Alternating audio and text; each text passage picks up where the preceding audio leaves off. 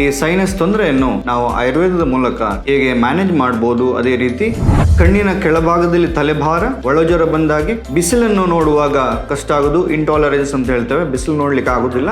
So ನಿಮಗೆಲ್ಲ ಗೊತ್ತಿರುವ ಹಾಗೆ ಮನುಷ್ಯರು ಯಾವತ್ತೂ ಮೂಗಲ್ಲಿ ಉಸಿರಾಡಬೇಕು, ಯಾವತ್ತೂ ಬಾಯಲ್ಲಿ ಉಸಿರಾಡಬಾರ್ದು. ನಾವು ನಮ್ಮ ಸೈನಸ್ ಗುಂಡಿಗಳಲ್ಲಿ ಕಫ ತುಂಬಿ ಇರ್ತದೆ, ಏನಾದರೂ ಮಾತ್ರೆ ತಿಂತೇವೆ, ಅದು ತಿಂದಾಗ ಏನಾಗ್ತದೆ, ಕಫ ಅಲ್ಲಿಗೆ ಗಟ್ಟಿ ಆಗ್ತದೆ, ಅಲ್ಲೇ ಬಾಕಿ ಆಗ್ತದೆ.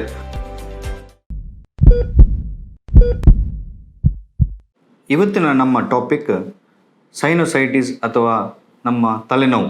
ಈ ತಲೆನೋವು ಅಂತ ಹೇಳುವಾಗ ಬೇರೆ ಬೇರೆ ಕಾಯಿಲೆಗಳಲ್ಲಿ ನಮಗೆ ತಲೆನೋವುಗಳು ಬರ್ತದೆ.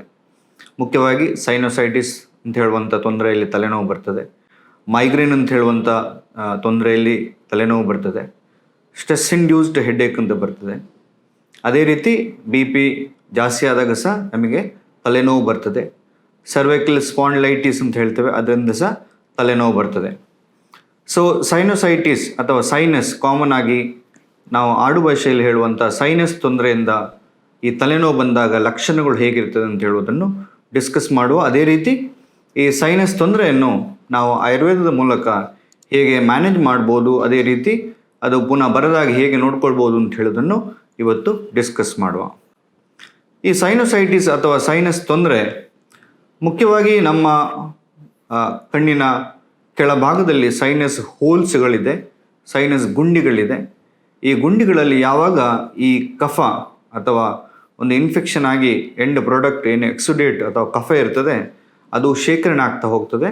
ಶೇಖರಣೆ ಆದಾಗ ಅಲ್ಲಿ ತಲೆ ಭಾರ ಆಗ್ತದೆ. ಅಂದರೆ ಯಾವಾಗ ಒಂದು ಸೈನಸ್ ಹೋಲ್ಗಳಲ್ಲಿ, ಸೈನಸ್ ಗುಂಡಿಗಳಲ್ಲಿ ಈ ಕಫ ತುಂಬುತ್ತದೆ, ನಮಗೆ ಅಲ್ಲಿ ತಲೆನೋವು ಬರುವಂಥದ್ದು ಕಣ್ಣಿನ ಕೆಳಭಾಗದಲ್ಲಿ.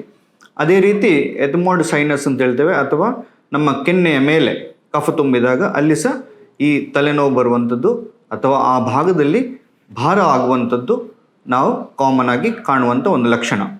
ಸೊ ಇಲ್ಲಿ ಮೇಯ್ನಾಗಿ ಈ ತಲೆನೋವು ಬಂದಾಗ ನಮಗೆ ಕಣ್ಣಿನ ಕೆಳಭಾಗದಲ್ಲಿ ತಲೆಭಾರ, ಒಳಜ್ವರ ಬಂದಾಗಿ, ಅದೇ ರೀತಿ ಬಿಸಿಲನ್ನು ನೋಡುವಾಗ ಕಷ್ಟ ಆಗೋದು, ಇಂಟಾಲರೆನ್ಸ್ ಅಂತ ಹೇಳ್ತೇವೆ, ಬಿಸಿಲು ನೋಡಲಿಕ್ಕೆ ಆಗೋದಿಲ್ಲ, ಅಥವಾ ಸುಸ್ತು ಅಂದರೆ ಈ ಒಳಜ್ವರ ಬಂದಾಗೆ ನಮ್ಮ ತಲೆ ಭಾರ ಇರ್ತದೆ.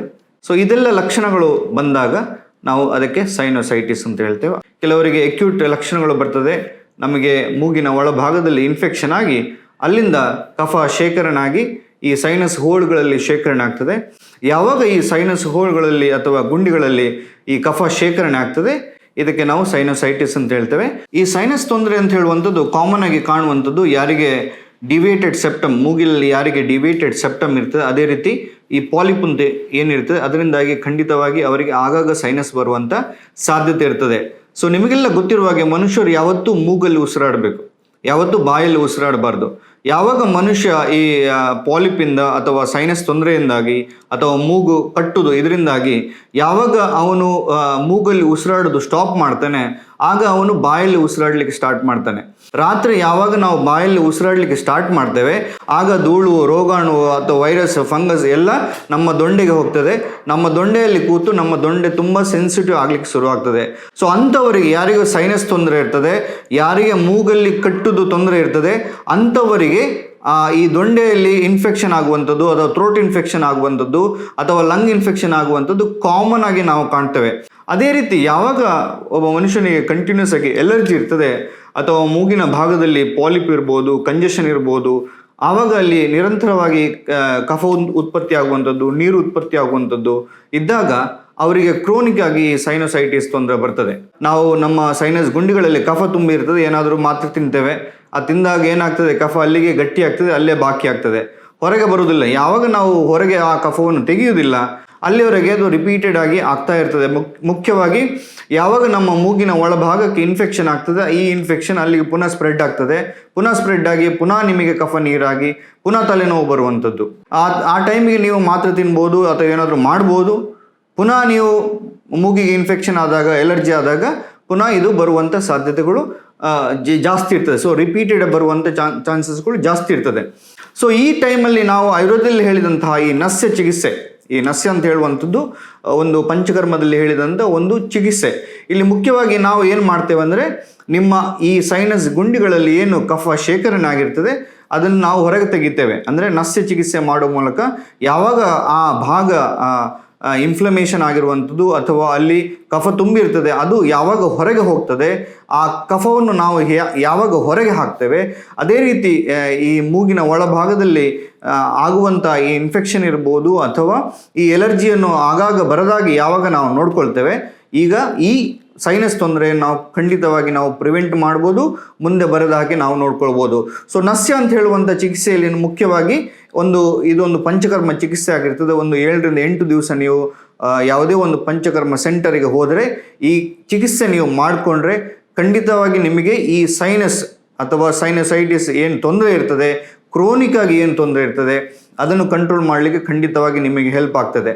ಅದರೊಟ್ಟಿಗೆ ಯಾವಾಗ ಮೂಗಿಗೆ ಆಗಾಗ ಇನ್ಫೆಕ್ಷನ್ ಆಗ್ತದೆ, ಅದೇ ರೀತಿ ಎಲರ್ಜಿ ಇರ್ತದೆ. ಈಗ ನಿಮ್ಮ ಮನೆಯಲ್ಲಿ ಪಿಲ್ಲೋ ಇರ್ಬೋದು, ಅಲ್ಲಿ ಎಲರ್ಜಿ ಇರ್ಬೋದು, ಅಥವಾ ಕಾರಿದು AC ಇರ್ಬೋದು, ಅಲ್ಲಿ ಎಲರ್ಜಿ ಇರ್ಬೋದು, ಅಥವಾ ಮನೆಯಲ್ಲಿ ತುಂಬ ಡಸ್ಟ್ ಇರ್ಬೋದು, ಅಥವಾ ಯಾವುದೋ ಪೋಲನ್ಸ್ ಇರ್ಬೋದು, ಅಥವಾ ನಿಮಗೆ ಯಾವುದೋ ಸ್ಮೆಲ್ ಆಗೋದಿಲ್ಲ. ಇದನ್ನೆಲ್ಲ ಸ್ವಲ್ಪ ಅವಾಯ್ಡ್ ಮಾಡಿದಾಗ ಯಾವಾಗ ಮೂಗಲ್ಲಿ ಅಷ್ಟು ಇನ್ಫೆಕ್ಷನ್ ಆಗೋದಿಲ್ಲ ಅಥವಾ ಎಲರ್ಜಿ ಆಗೋದಿಲ್ಲ, ಈ ಕಾಯಿಲೆಗಳು ನಿಧಾನವಾಗಿ ಕಮ್ಮಿ ಆಗ್ತಾ ಬರ್ತದೆ. ಸೊ ಅದೇ ರೀತಿ ನಮ್ಮ ಆಹಾರದಲ್ಲಿ ತುಂಬ ಜನಗಳಿಗೆ ಸೈನಸ್ ತೊಂದರೆಗಳು ಮುಖ್ಯವಾಗಿ ನಮಗೆ ಮೂಗಲ್ಲಿ ಕಂಜೆಷನ್ ಆದ ಕೂಡಲೇ ಅಥವಾ ಎಲರ್ಜಿ ಬಂದ ಕೂಡಲೇ ಅಥವಾ ಸ್ನೀಸಿಂಗ್ ಆದ ಕೂಡಲೇ ಜಾಸ್ತಿ ಆಗ್ತಾ ಹೋಗ್ತದೆ. ಇಲ್ಲಿ ನಾವು ಮುಖ್ಯವಾಗಿ ಏನು ನೋಡಬೇಕಂದ್ರೆ, ನಮ್ಮ ಮೂಗಲ್ಲಿರುವಂಥ ಈ ಎಲರ್ಜಿ, ಮೂಗಲ್ಲಿ ಬರುವಂಥ ಎಲರ್ಜಿ ಯಾಕೆ ಜಾಸ್ತಿ ಬರ್ತದೆ, ಮುಖ್ಯವಾಗಿ ನೋಡುವಾಗ ಒಂದು ಆಹಾರದಲ್ಲಿರುವಂಥ ಈ ನಂಜಿ ಅಂತ ಪದಾರ್ಥಗಳು ಜಾಸ್ತಿಯಿಂದಾಗ, ತುಂಬ ಹಳೆ ಎಣ್ಣೆಯಲ್ಲಿ ಮಾಡಿದಂಥ ಪದಾರ್ಥಗಳು ಈಗ ಪ್ಯಾಕೆಟಲ್ಲಿ ಬರ್ತದೆ, ರೆಡಿಮೇಡ್ ಆಯಿಲಲ್ಲಿ ಮಾಡಿದಂಥ ತಿನಿಸುಗಳು ಬರ್ತದೆ, ಅದನ್ನು ಸ್ವಲ್ಪ ಅವಾಯ್ಡ್ ಮಾಡಿ. ಮನೆಯಲ್ಲಿ ಮಾಡಿದ್ದು ಫ್ರೈ ಮಾಡಿ ತಿನ್ಬೋದು, ಆದರೆ ಹೊರಗಿಂದ ತಂದು 1 ವಾರ ಹಳೆಯ ಪ್ಯಾಕೆಟಲ್ಲಿರುವಂಥ ಆಯಿಲಲ್ಲಿ ಮಾಡಿದಂಥ ಯಾವುದೇ ತಿನಿಸುಗಳನ್ನು ಅವಾಯ್ಡ್ ಮಾಡಿ. ಬಂಗುಡಿ ಇರ್ಬೋದು, ಎಟ್ಟಿ ಇರ್ಬೋದು, ಏಡಿ ಇರ್ಬೋದು, ಅದೇ ರೀತಿ ಈ ಸಕ್ಕರೆಯಲ್ಲಿ ಮಾಡಿದಂಥ ಆಹಾರಗಳಿರ್ಬೋದು, ಫರ್ಮೆಂಟೆಡ್ ಮಾಡಿದಂಥ ಆಹಾರಗಳಿರ್ಬೋದು, ಇದನ್ನೆಲ್ಲ ಅವಾಯ್ಡ್ ಮಾಡಿದಾಗ ಯಾವಾಗ ನಮ್ಮ ದೇಹದಲ್ಲಿ ಸಹ ಎಲರ್ಜಿಗಳು ಕಮ್ಮಿ ಆಗ್ತದೆ, ಈ ರಿಪೀಟೆಡ್ ಬರುವಂಥ ಸೈನಸ್ ತೊಂದರೆ ಸಹ ನಾವು ಪ್ರಿವೆಂಟ್ ಮಾಡ್ಬೋದು. ಸೊ ಸೈನಸ್ ತೊಂದರೆ ಅಂತ ಹೇಳಿದ ಕೂಡಲೇ ಟೆನ್ಷನ್ ಮಾಡುವಂಥ ಖಂಡಿತವಾಗಿ ಅವಶ್ಯಕತೆ ಇಲ್ಲ. ಇದು ಮೈಗ್ರೇನ್ ಮತ್ತು ಸೈನಸ್ ಖಂಡಿತವಾಗಿ ಡಿಫ್ರೆನ್ಸ್ ಇದೆ. ಮೈಗ್ರೇನಲ್ಲಿ ನಮಗೆ ಮುಖ್ಯವಾಗಿ ಒಂದು ಅರ್ಧ ತಲೆನೋವು ಬರ್ತದೆ, ಅರ್ಧ ತಲೆನೋವು. ಅದೇ ರೀತಿ ಅಲ್ಲಿ ಏನಾಗುತ್ತೆ ಅಂದರೆ, ನಿಮಗೆ ತುಂಬ ಇಂಟಾಲರೆನ್ಸ್ ಟವರ್ಸ್ ಲೈಟ್ ಇರ್ತದೆ, ಲೈಟನ್ನು ನೋಡಲಿಕ್ಕೆ ಆಗೋದಿಲ್ಲ, ಸೌಂಡನ್ನು ಕೇಳಲಿಕ್ಕೆ ಆಗೋದಿಲ್ಲ. ಒಂದು ಮದುವೆಗೆ ಹೋದ ಕೂಡಲೇ ನಿಮಗೆ ಸಂಜೆ ಆಗೋ ತಲೆನೋವು ಬರ್ತದೆ. ಮತ್ತು ಅಲ್ಲಿ ಇನ್ಫೆಕ್ಷನ್ ಇರುವಂಥದ್ದಿಲ್ಲ, ಪಲ್ಸೇಟಿಂಗ್ ಪೇಯ್ನ್ ಇರ್ತದೆ, ತಲೆ ಒಡೆಯುವಂಥ ಲಕ್ಷಣಗಳು ಜಾಸ್ತಿ ಇರ್ತದೆ. ಸೊ ಇದು ಮೈಗ್ರೇನ್ ಮತ್ತು ಸೈನಸ್ ತೊಂದರೆಗಿರುವಂಥ ಡಿಫ್ರೆನ್ಸ್. ಸೊ ನಿಮ್ಮ ಹತ್ತಿರದಲ್ಲಿರುವಂಥ ಡಾಕ್ಟ್ರನ್ನ ಕನ್ಸಲ್ಟ್ ಮಾಡಿ. ಖಂಡಿತವಾಗಿ ಈ ಆಯುರ್ವೇದದಲ್ಲಿ ಹೇಳಿದಂಥ ನಸ್ಯ ಚಿಕಿತ್ಸೆ ನಿಮಗೆ ಖಂಡಿತವಾಗಿ ಸಹಾಯ ಆಗುತ್ತೆ.